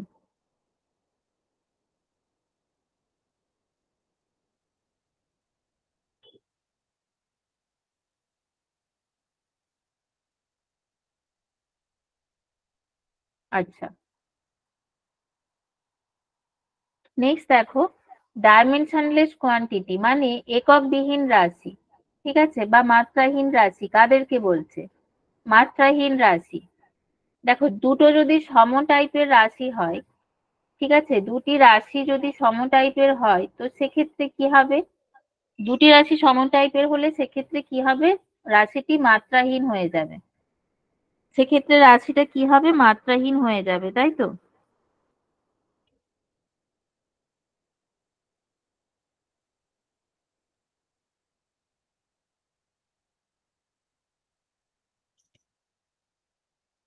আচ্ছা, এমসিকিউ তো করবে, এমসিকিউ অবশ্যই হবে। আচ্ছা, এখানে দেখো আপেক্ষিক, এখানে আমি প্রথমটা করে দেখাচ্ছি। আপেক্ষিক গুরুত্ব। আপেক্ষিক গুরুত্ব। আপেক্ষিক গুরুত্ব কি? তরলের ঘনত্ব। ধরো কোনো একটা তরলের আমরা আপেক্ষিক গুরুত্ব বার করব, সেক্ষেত্রে ওই তরলের ঘনত্ব বাই কি হবে? জলের ঘনত্ব। এইভাবে আমরা বার করব। তাহলে দেখো ওপর নিচে দুটোই সেম ঘনত্ব, ঘনত্ব। তাহলে কি হবে? এদের না এদের ইউনিটও থাকবে না, আর ইউনিট না থাকলে এদের মাত্রাও থাকবে না, ঠিক আছে। তখন আমরা এদেরকে বলবো এককবিহীন রাশি, মাত্রাবিহীন রাশি, ঠিক আছে। আশা করি বুঝতে পেরেছো।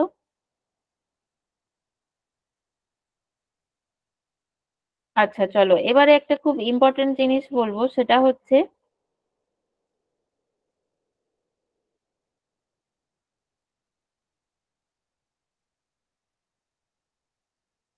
দেখো ডবসন ইউনিট। এই যে ইউনিট, এগুলো সেইভাবে হয়তো বইয়ে আগের যে তোমরা পড়েছো 9-10-এ, বইয়ে হয়তো সেইভাবে পাবে না। এই যে ডবসন একক, এটা কি কাজে লাগে? ডবসন একক, এটা কি কাজে লাগে? এটা কি কাজে লাগে দেখো, ওজনের ঘনত্ব পরিমাপে কাজে লাগে। জাস্ট এইটুকু জানলেই হবে। ওজনের ঘনত্ব পরিমাপে ডবসন ইউনিট কাজে লাগে, ঠিক আছে। 1 ডবসন ইউনিট ইকুয়াল টু কি হয়? 2.687 ইন্টু 10⁻20 সংখ্যক অণু, ঠিক আছে। এখানে এইটুকুই জানার, আর সেইভাবে জাস্ট ইউনিটটা জেনে রাখবে কিসের, যে আমরা কি করি? ওজনের ঘনত্ব পরিমাপ করি। পৃথিবী পৃষ্ঠের ওপরে যেখানে ওজোন গ্যাস আছে, সেখানে আমরা কি করি? ওজনের ঘনত্বটা মেজার করি ডাবসন ইউনিটের সাহায্যে, ঠিক আছে। আর একটা ইনস্ট্রুমেন্ট দেখো, সেটা হচ্ছে হ্যাথোমিটার। খুব ইম্পর্টেন্ট। এটা কিসে ইউজ হয়? হ্যাথোমিটার। এর সাহায্যে কি করা হয়? জলের গভীরতা পরিমাপ করা হয়। দেখো জলের গভীরতা পরিমাপ করা হয়। এটা কি একটা সাউন্ডিং সিস্টেম, মানে প্রতিধ্বনি সাউন্ডিং সিস্টেম, মানে ইকো। ইকো সৃষ্টি করা হয়, তার মাধ্যমে ডিস্টেন্সটা মেজার করা হয়, ঠিক আছে। এর সাহায্যে কি করা হয়? জলের গভীরতা মাপা হয়। কিভাবে? শব্দের যে প্রতিধ্বনি, সেটাকে মেজার করে, শব্দের প্রতিধ্বনিটা কতক্ষণ পরে আসছে, শব্দের বেগ থেকে সেটা মেজার করা হয়। জলের নিচে মাছ কোন জায়গায় আছে সেটা বোঝার জন্য এই ইনস্ট্রুমেন্টটা ইউজ করা হয়, সেই কারণে একে দেখো বলা হয় ফিশ ফাইন্ডার। সেই কারণে একে বলা হয় ফিশ ফাইন্ডার। ঠিক আছে, ওকে। এত এমসিকিউ করবে, পড়া হয়ে গেছে তার মানে তো। ঠিক আছে, এমসিকিউ এখান ওখান পাবে, অনেক প্র্যাকটিস করো, অসুবিধে নেই তো। দেখো ফ্যাথোমিটারটা কি, যে সোনার ইনস্ট্রুমেন্ট যেগুলো বলা হয়, এখান থেকে ধরো কি করা হচ্ছে, ধ্বনি কিছু একটা সাউন্ড ক্রিয়েট করা হচ্ছে, ঠিক আছে। এখানে তোমার ধরো এটা একটা জাহাজ, ওকে, এটা একটা জাহাজ। তো তার নিচে এখানে ইনস্ট্রুমেন্টটা আছে, সেখানে একটা কি করা হচ্ছে, নিচে এই বিন্দুতে একটা ধ্বনি পাঠানো হচ্ছে, শব্দ করা হচ্ছে। এবার সেটার প্রতিধ্বনি যাবে ব্যাক করে, ঠিক আছে। এখানে কি থাকবে, এখানে থাকবে ট্রান্সমিটার, ট্রান্সমিটার।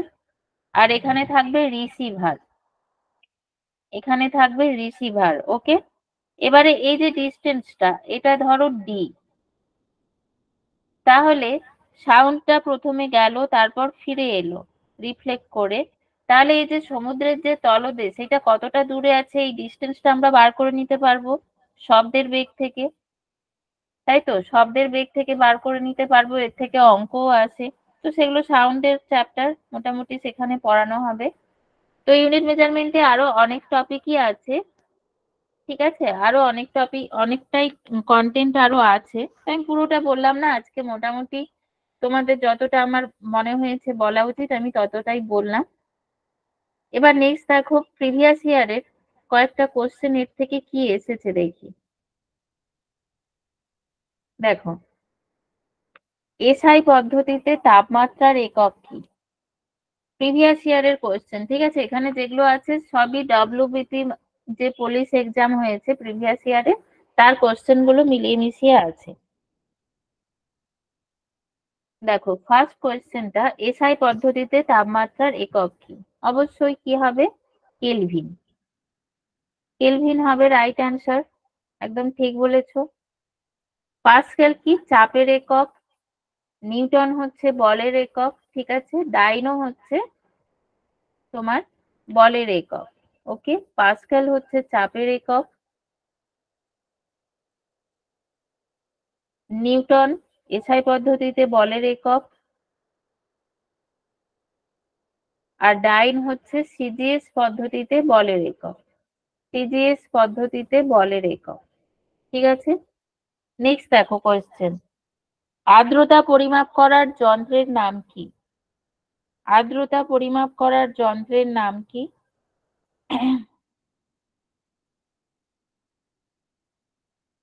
হাইগ্রোমিটার। অবশ্যই আর্দ্রতা পরিমাপ করার যন্ত্রের নাম হচ্ছে হাইগ্রোমিটার।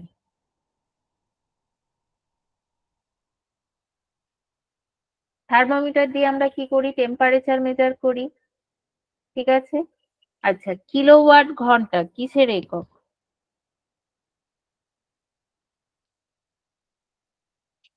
কিলোওয়াট ঘন্টা কিসের একক, ক্ষমতা, একদম।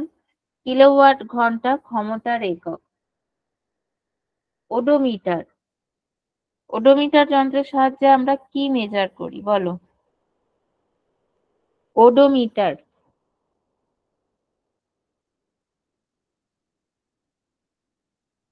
এই ইনস্ট্রুমেন্টের সাহায্যে আমরা অতিক্রান্ত দূরত্ব মেজার করি, ঠিক আছে। অতিক্রান্ত দূরত্ব মেজার করি ওডোমিটারের সাহায্যে।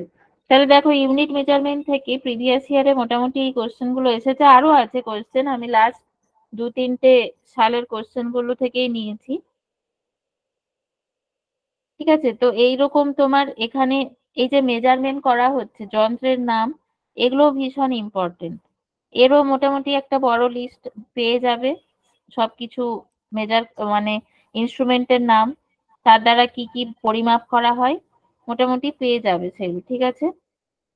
আচ্ছা, আমি দেখো এখানে কয়েকটা জিনিস বলে দিচ্ছি তোমাদেরকে। অ্যামমিটার, অ্যামমিটার কি পরিমাপ করা হয়, অ্যামমিটারে কেউ বলবে, অ্যামমিটারে কি পরিমাপ করা হয়, কি পরিমাপ করা হয় বলো, তড়িৎ প্রবাহ, তাই তো, তড়িৎ প্রবাহ পরিমাপ করা হয়, ওকে, কারেন্ট, একদম। এবার দেখো অ্যানিমোমিটার, অ্যানিমোমিটার, অ্যানিমোমিটার এর দ্বারা কি পরিমাপ করা হয়? বাতাসের গতি, বাতাসের গতি। ঠিক আছে। ব্যারোমিটার তো বায়ুর চাপ, মোরাললেস সবাই জানো। ঠিক আছে। ক্যালোরিমিটার, ক্যালোরিমিটারের সাহায্যে আমরা কি মেজার করি? ক্যালোরি মিটার, ক্যালোরিমিটারের সাহায্যে আমরা কি মেজার করি? রাসায়নিক বিক্রিয়ায় যে তাপ উৎপন্ন হচ্ছে সেটা। রাসায়নিক বিক্রিয়াতে, বিক্রিয়াতে উৎপন্ন তাপ, উৎপন্ন তাপ। এটার অ্যান্সার তাপ হবে। হ্যাঁ, উষ্ণতা ব্যাপারটা আলাদা। ওকে। ক্রোনোমিটার, ক্রোনোমিটার দিয়ে আমরা কি মেজার করি? ক্রোনোমিটার, ক্রোনোমিটার দিয়ে আমরা সময় মাপি, তাই তো? সময়।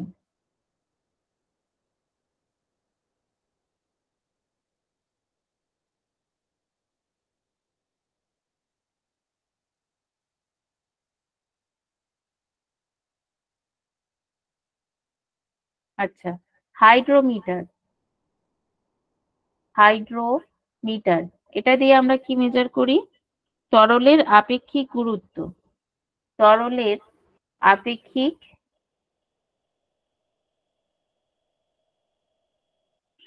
গুরুত্ব।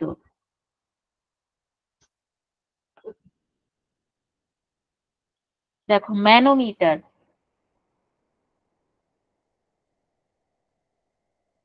ম্যানোমিটার এটা কি? চাপ মেজার করি আমরা। ব্যারোমিটারে বায়ুর চাপ আর ম্যানোমিটারে চাপ মেজার করা যায়। ঠিক আছে। ওডোমিটার একটু আগেই বলেছি, দূরত্ব। ওকে। আচ্ছা, ফটোমিটার, ফটোমিটারের সাহায্যে আমরা কি মেজার করি? ফটোমিটার, ফটোমিটারের সাহায্যে আমরা মেজার করি আলোর ঔজ্জ্বল্য, আলোর ঔজ্জ্বল্য। ওকে। আচ্ছা, এই টাইপের অনেক ইনস্ট্রুমেন্ট আছে, সবগুলো তো এখন এইভাবে বলা সম্ভব নয়। এগুলো সব একদম রেডি করা নোট পাবে, অসুবিধে কিছু নেই। এবার দেখো, এবার যেটা বলবো সেটা হচ্ছে, আমি তোমাদেরকে বলেছিলাম জৈব যৌগ। ঠিক আছে। জৈব যৌগ খুব ইম্পর্টেন্ট একটা চ্যাপ্টার। জৈব যৌগ মানে কি? যেগুলো কার্বন আর হাইড্রোজেন দিয়ে তৈরি, মানে কার্বন আর হাইড্রোজেন এগুলো কি হচ্ছে? মুখ্য উপাদান। আরো অন্যান্য মৌল থাকবে, অবশ্যই থাকবে, কিন্তু এরা হচ্ছে কি? মুখ্য উপাদান। ঠিক আছে। এরা হচ্ছে মুখ্য উপাদান। তো এক্ষেত্রে দেখো এখানে কি হচ্ছে, রান্নার গ্যাসের মুখ্য উপাদানগুলো কি কি? এখানে দেখো কোনটা হবে অ্যান্সার।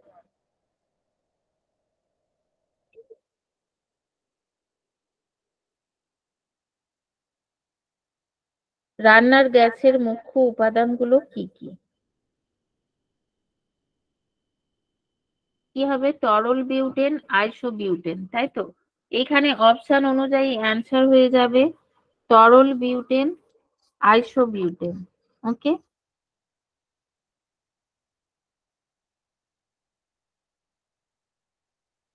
দেখো রান্নার গ্যাসে কি কি অন্যান্য উপাদান কি কি থাকতে পারে? এতে তো কি থাকে? প্রোপেন, প্রোপেন আর বিউটেন কি থাকে? যে মেন উপাদান। ঠিক আছে। প্রোপেন আর বিউটেন হচ্ছে মেন উপাদান। তা বাদে অন্যান্য কি কি থাকে? আইসোবিউটেন, যেটা এখানে অপশনে দেওয়া আছে, আইসোবিউটেন, প্রোপাইলিন। ঠিক আছে। Propylene,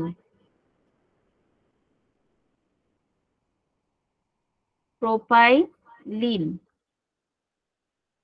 butylene, butylene. ঠিক আছে। এই কম্পোজিশন গুলো থাকে। নেক্সট কোয়েশ্চেন দেখো, সেম কোয়েশ্চেন, এলপিজি সিলিন্ডারে নিম্নোক্ত কোন গ্যাস থাকে? এই কোয়েশ্চেনটা দেখছি অনেকবার রিপিট হয়েছে। ওকে। এখানে কি হবে অ্যান্সার? এখানে কিন্তু হয়ে যাবে, কোন অপশনটা হবে? কোন অপশনটা হবে?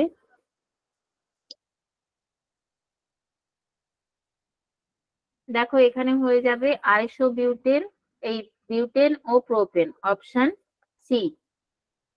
ঠিক আছে, বিউটেন অ্যান্ড প্রোপেন মেন উপাদান। ঠিক আছে, মেন উপাদান হচ্ছে বিউটেন ও প্রোপেন। আচ্ছা, এখানে আইসোবিউটেন আছে অপশন ডি তে, তাহলে এইটা বেশি কারেক্ট হচ্ছে। ঠিক আছে, তাহলে অপশন ডিটা কিন্তু বেশি কারেক্ট হচ্ছে, কারণ এখানে তিনটি উপাদানই দেওয়া আছে, বিউটেন, আইসোবিউটেন এবং প্রোপেন। ওকে, নেক্সট কোয়েশ্চেন দেখো, অ্যান্সার দাও।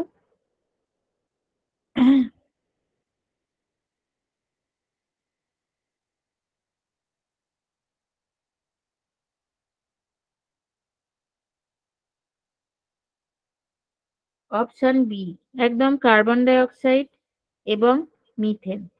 গ্রিন হাউস গ্যাসের মধ্যে থাকে কার্বন ডাই অক্সাইড আর মিথেন, এরা হচ্ছে মেন উপাদান। ঠিক আছে, ওকে।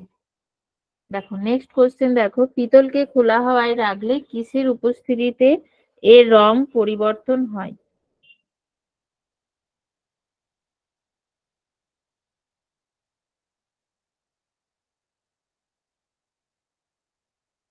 অপশন বি, একদম হাইড্রোজেন সালফাইড। Hydrogen sulphide.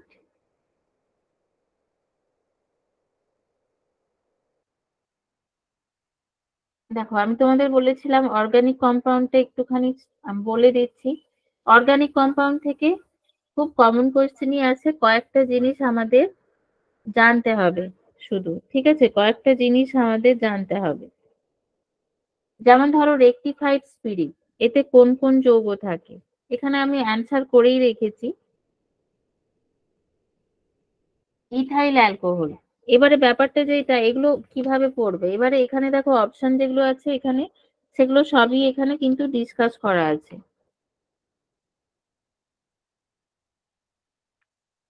হ্যাঁ, খাতায় ইচ্ছে হলে নোট করবে।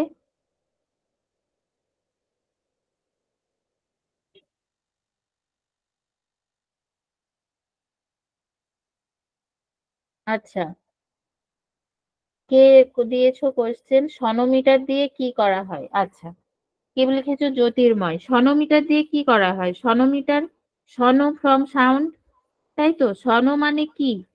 সাউন্ড তো। সনোমিটার কি কাজে তাহলে ব্যবহার করা হবে?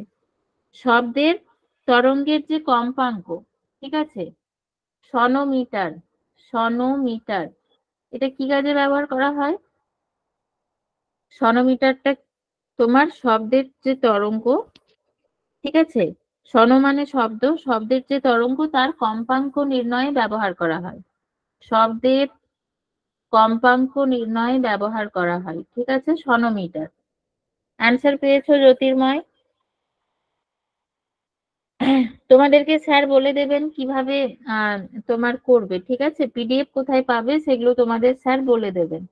দেখো, ইথাইল অ্যালকোহলের ব্যবহার কি কি কাজে ব্যবহার করা হয়? নানা রকম জৈব যৌগ আছে, যেমন ইথার, ক্লোরোফর্ম, অ্যাসিটালডিহাইড, আয়োডোফর্ম। এগুলো প্রস্তুত করতে কি হয়? ইথাইল অ্যালকোহল ব্যবহার করা হয়। ইথাইল অ্যালকোহল কি হয়, আরো কি কি কাজে ব্যবহার করা হয়? রং এবং বার্নিশ শিল্পে। ঠিক আছে, যখন দেখবে তোমরা কোনো কার্পেন্টার যখন কিছু উডেন কিছু জিনিস বানায়, ঠিক আছে, উডেন কোনো পদার্থ যখন বানায়, কোনো আসবাবপত্র, তখন ওর উপরে যখন ফিনিশিং করা হয়, একটা দেখবে এই অ্যালকোহল টাইপের স্মেল পাবে। ঠিক আছে, এই টাইপের একটা স্মেল পাবে ওখানে। আচ্ছা, স্বচ্ছ সাবান প্রস্তুতিতে ইথাইল অ্যালকোহল ব্যবহার করা হয়।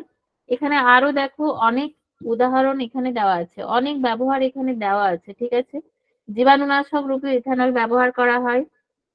ওকে, এবার দেখো অ্যাট দ্য সেম টাইম জানতে হবে রেকটিফাইড স্পিরিট কি। এটা ইথানল অ্যালকোহলই, ওয়ান টাইপ ইথানল, কিন্তু একে বলা হচ্ছে রেকটিফাইড স্পিরিট। ইথাইল অ্যালকোহলের দ্রবণের আংশিক পাতন প্রক্রিয়া থেকে কি করছি, যখন আমরা 95.6% গাঢ় ইথাইল অ্যালকোহল পাচ্ছি, তখন এই মিশ্রণকে বলা হচ্ছে রেকটিফাইড স্পিরিট। ঠিক আছে, তখন এই মিশ্রণকে বলা হচ্ছে রেকটিফাইড স্পিরিট। আচ্ছা, লেখা খুব ছোট, বুঝতে পারছো না, চলো। আচ্ছা, নেক্সট দেখো, রেকটিফাইড স্পিরিটের ব্যবহার কি? মিথিলেটেড স্পিরিট প্রস্তুতিতে রেকটিফাইড স্পিরিট ব্যবহার করা হয়। ঠিক আছে, রেকটিফাইড স্পিরিটকে কি করা হয়, এতে কি করা হচ্ছে, গালা, রেজিন, সাবান, সুগন্ধি, এগুলো সব এর মধ্যে দ্রবীভূত হতে পারে। ঠিক আছে, পাওয়ার অ্যালকোহল, দেখো এটা একটা খুব ভালো কোশ্চেন হয় এখান থেকে। পাওয়ার অ্যালকোহল, পাওয়ার অ্যালকোহল কাকে বলে? ইথাইল অ্যালকোহল, তার সাথে রেজিন, তার সাথে পেট্রোলের মিশ্রণ। ঠিক আছে, এই টোটাল মিশ্রণটাকে বলা হচ্ছে রেকটিফাইড স্পিরিট। ওকে, এই মিশ্রণটাকে বলা হচ্ছে রেকটিফাইড স্পিরিট। এবার দেখো, নেক্সট হচ্ছে মেথিলেটেড স্পিরিট। মেথিলেটেড স্পিরিট কাকে বলছি? মেথিলেটেড স্পিরিট কাকে বলছে? 95% ইথাইল অ্যালকোহলের জলীয় দ্রবণকে আমরা বলছি রেকটিফাইড স্পিরিট। এবার দেখো, খুব ইম্পর্টেন্ট যেটা এখানে, সেটা হচ্ছে রেকটিফাইড স্পিরিটে পানের অযোগ্য করা হয়।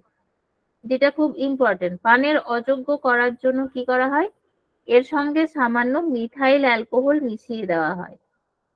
মিথাইল অ্যালকোহল মিশিয়ে দেওয়া হয়। ঠিক আছে, তখন আমরা এই বিষাক্ত মিশ্রণটাকে বলছি মেথিলেটেড স্পিরিট। ওকে, মেথিলেটেড স্পিরিট, কেননা আমরা মিথাইল মিশিয়ে দিচ্ছি, তার মানে রেকটিফাইড স্পিরিট যেমন ইম্পর্টেন্ট, তার সাথে পানের অযোগ্য করার জন্য এতে মিথানল যোগ করে দেওয়া হচ্ছে।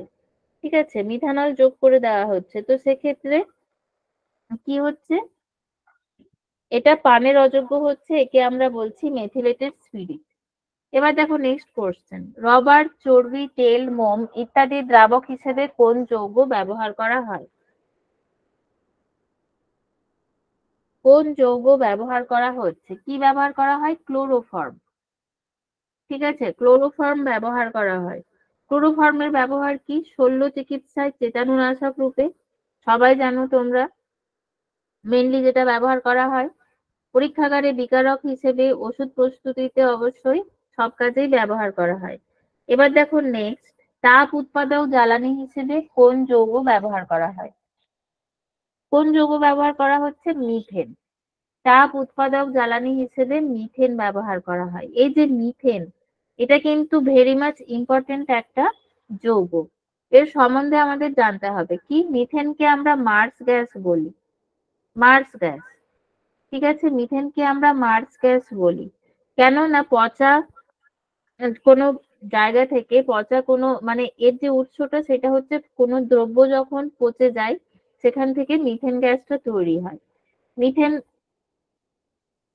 মিথেনের ব্যবহারে দেখো আছে কার্বন ব্ল্যাক, জুতোর কালি, ছাপার কালি, অ্যাসিটিল গ্যাস, এইসব প্রস্তুতিতে মিথেন ব্যবহার করা হচ্ছে। ঠিক আছে, মিথেন কে প্রথম জৈব যৌগ, এই যে মিথেন জৈব যৌগটা প্রথম কে তৈরি করেন? বিজ্ঞানী বার্থেলো। ওকে, দেখো পেট্রোলিয়াম খনি থেকে যে প্রাকৃতিক গ্যাস নির্গত হয় তাতে প্রচুর পরিমাণে মিথেন থাকে। কোল গ্যাসে কতটা মিথেন থাকে? 40% মিথেন থাকে কোল গ্যাসে। ঠিক আছে, এবার দেখো এখানে খুব ইম্পর্টেন্ট একটা জিনিস, যেটা আলেয়া। আলেয়াটা তোমরা সবাই জানো, আলেয়াটা কি?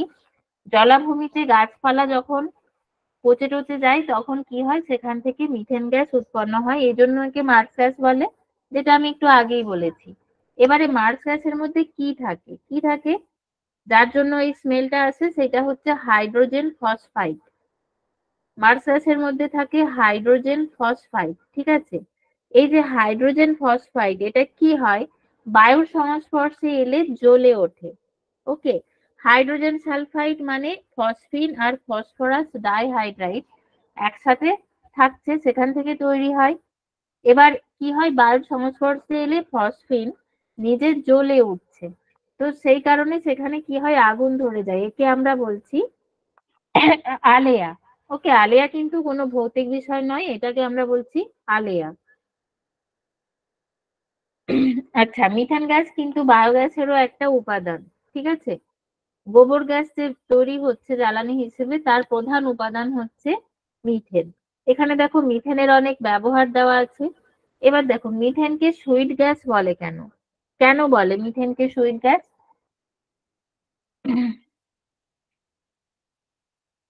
যেসব প্রাকৃতিক গ্যাসে উল্লেখযোগ্য পরিমাণ হাইড্রোজেন সালফাইড থাকে না তাদেরকে আমরা বলছি সুইট গ্যাস।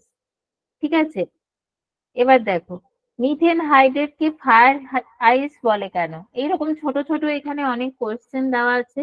মিথেন হাইড্রেট এরকম ছোট ছোট কোশ্চেন এখানে কিন্তু অনেক দেওয়া আছে, এগুলো তোমরা পড়বে। এবার দেখো কৃত্রিম রাবার তৈরিতে কোন যৌগ ব্যবহার করা হয়? অবশ্যই ইথিলিন।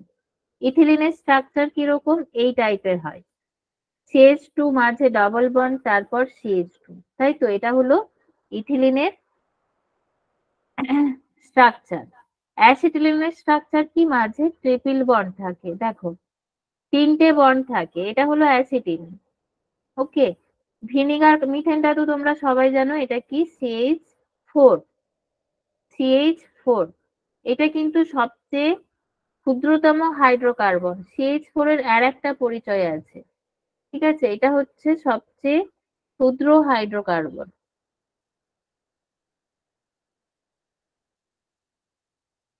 ঠিক আছে, ভিনিগার কাকে আমরা বলি? অ্যাসিটিক অ্যাসিডকে। CH3COOH, একে আমরা কি বলি? ভিনিগার। ঠিক আছে, এবার দেখো ইথিলিনের ব্যবহার। ইথিলিনের ব্যবহার কি? কৃত্রিম ভাবে ফলের সংরক্ষণ করা হয়, পচন থেকে রক্ষা করার জন্য ব্যবহার করা হয় ইথিলিন। ওকে, ইথিলিন কি কাজে ব্যবহার করা হচ্ছে? আরো প্লাস্টিক পলিথিন টাইপের ম্যাটেরিয়াল প্রস্তুতিতে কিন্তু ব্যবহার করা হয় ইথিলিন। ঠিক আছে, এখানে দেখো যখন ডবল বন্ড থাকে কোনো যৌগের মধ্যে তখন তারা কি করে? শৃঙ্খল বিক্রিয়ায় অংশগ্রহণ নেয়, মানে চেন রিয়াকশন হয়, যেটাকে আমরা বলি শৃঙ্খল বিক্রিয়া। তো পরপর পলিথিন মানে কি? পরপর এরকম, এটা কি হলো? এটা হচ্ছে একটা ইউনিট। যেমন একটা ধরো অনেকগুলো ইট দিয়ে কি তৈরি হয়? একটা বাড়ির দেওয়াল তৈরি হয়, রাইট? এক অনেকগুলো ইট দিয়ে একটা বাড়ি তৈরি হয়, ওখানে এক একটা ইট হলো কি? ইউনিট, বাড়ি তৈরির ইউনিট। সেরকম এখানে ইথিলিনটা হচ্ছে এক একটা ইউনিট, যেটা থেকে কি হয়? অনেকগুলো চেনের মতো পরপর বাইন্ড করে পলিথিন তৈরি করে। ওকে, পলিথিন তৈরি করে। ঠিক আছে, এবার দেখো মাস্টার্ড গ্যাস, এটা খুব ইম্পর্টেন্ট। এটা কখন ব্যবহার করা হয়? যুদ্ধের সময় ব্যবহার করা হয়। এটা একটা বিষাক্ত গ্যাস, এটা প্রস্তুতিতে ইথিলিন ব্যবহার করা হচ্ছে। ওকে, শল্য চিকিৎসায় চেতানুনাশক হিসেবেও আমরা কি করছি? ইথিলিন এবং অক্সিজেনের মিশ্রণকে ব্যবহার করে রোগীকে অজ্ঞান করি। এবার দেখো ঘুমের ওষুধ প্রস্তুতিতে কোন যৌগ ব্যবহার করা হয়? অ্যান্সারটা হয়ে যাবে ইউরিয়া। ওকে, এর সংকেত দেখো, এটা H2NCONH2। ঠিক আছে, এর সূত্রটা হচ্ছে যেটা দেখালাম, এটা H2NCONH2। এটা স্ট্রাকচার কিরকম হয়? এটা একটা কিটো গ্রুপ থাকে, এই টাইপের দেখতে হয়। ঠিক আছে, এই টাইপের দেখতে হয়, এটা একটা কিটো গ্রুপ থাকে। ইউরিয়ার ব্যবহার তোমরা সবাই জানো, এটা কি? সার হিসেবে খুব মানে গুরুত্বপূর্ণ ভাবে ব্যবহার করা হয়, সার হিসেবে ব্যবহার করা হয়। ঠিক আছে, দেখো কালা জ্বরের ওষুধ তৈরিতে কোন যৌগ ব্যবহার করা হয়? কালা জ্বর, আচ্ছা এখানে অপশনটা ভুল আছে। ঠিক আছে, এখানে অপশন ভুল আছে। ওকে, নেক্সট দেখো সাপ ও অন্যান্য পোকামাকড় তাড়াতে কোন যৌগ ব্যবহার করা হয়? কি হবে এখানে অ্যান্সার? ফেনল। ফেনলকে আমরা কি বলি? Carbolic acid. তোমরা সবাই জানো পোকামাকড় সাপ এগুলো তাড়াতে ব্যবহার করা হয়। ফেনলের স্ট্রাকচার কিরকম? এইরকম একটা কি থাকে? OH গ্রুপ থাকে ফেনল, একে কি বলা হচ্ছে? Carbolic acid. ড্রাই ওয়াশে কোন যৌগ ব্যবহার করা হয়? দেখো ক্লোরোফর্ম। ঠিক আছে, তো এই যে জৈব যৌগ যে আমি চ্যাপ্টারটা যে স্টার্ট করলাম, এর কিন্তু শেষ নেই, চলতেই থাকবে। এখান থেকে অনেক কোয়েশ্চেন হয়, যখন ডিটেলসে ক্লাস হবে আরো ডিটেলসে ডিসকাস করব। তো আজকে তোমাদের মোটামুটি এই পর্যন্ত আমি ক্লাস নিলাম। এবার কারোর কিছু কোয়ারি আছে কিনা জিজ্ঞাসা করতে পারো, এই রিলেটেড অবশ্যই।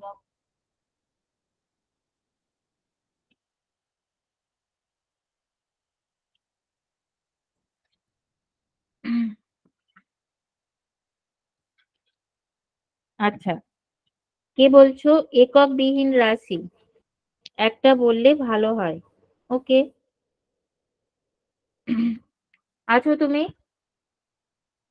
ক্লাসে? জ্যোতির্ময় রায়। এককবিহীন রাশি আমি দেখো একটা বলেছিলাম, আপেক্ষিক গুরুত্ব।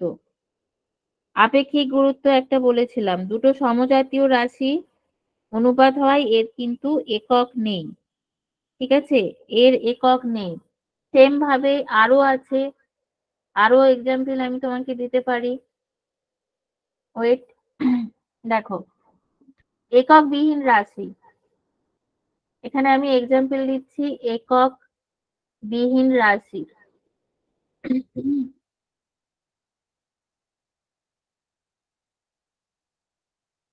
কি কি হতে পারে? পারমাণবিক ভর,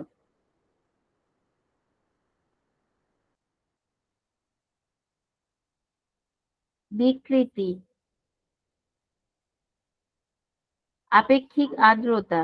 ঠিক আছে, উদাহরণ অনেক আছে, কিন্তু আমি এগুলো বলিনি উদাহরণ বলো, তার একটাই কারণ, এই যে চ্যাপ্টার গুলো যখন আমরা পড়বো তখন এগুলো আমরা ডিটেলসে ডিসকাস করে নেবো। বিকৃতি কি, আপেক্ষিক আর্দ্রতা কি, এগুলো জানলে তবেই আমরা বুঝতে পারবো কেন এদের একক নেই। ঠিক আছে, ওই কারণে আমি প্রথমে বলিনি একক নেই কেন। ঠিক আছে,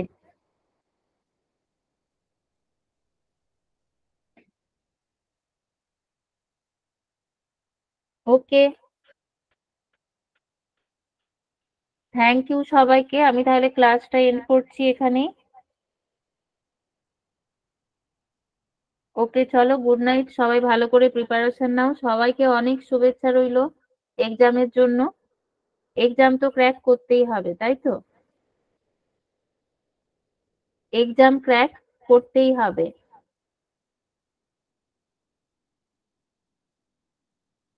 গুড নাইট সবাইকে।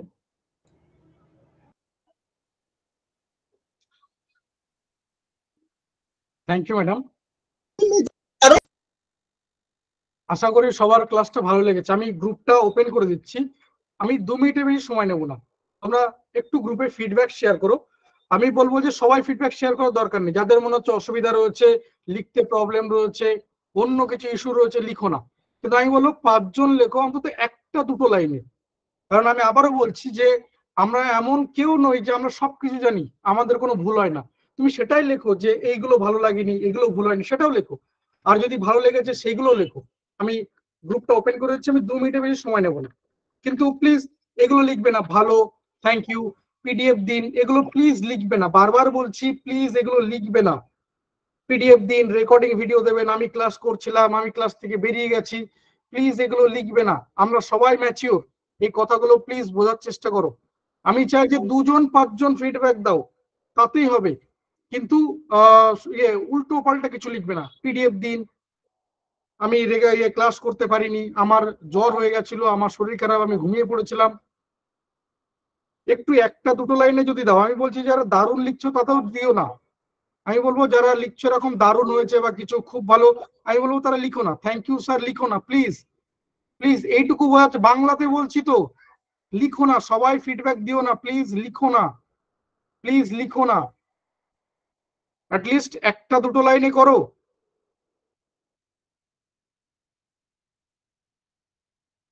অ্যাটলিস্ট একটা দুটো লাইনে লেখো, প্লিজ লিখো না এরকম। আমি বেশি সময় নেবো না, একটা 32 রয়েছে, 33 হয়ে গেলে আমি বন্ধ করে দেবো। 33 ছাড়িয়ে গেলে আমি বন্ধ করে দেবো। প্লিজ যা একটু ডিটেলসে, যাতে করে আমরা বুঝতে পারি যে হ্যাঁ কোথায় ভালো লাগলো, কি ভালো লাগলো,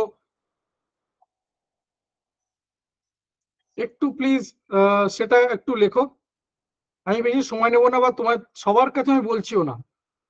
অ্যাটলিস্ট একটা দুটো লাইন কি লেখা যায় না 1.5 ঘন্টা ক্লাসের রেসপেক্টে?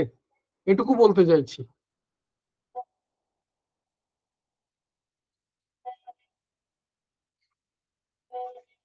মানে যেটাই হয়েছে, তোমার যেটা মনে হয়েছে তুমি সেটাই বলবে, এর মধ্যে নতুনত্ব কোনো কিছু নেই।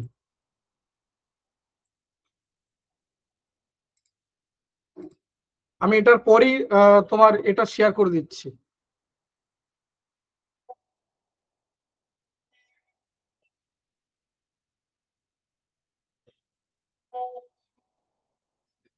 চল, তাহলে আমি এটা বন্ধ করার চেষ্টা করলাম।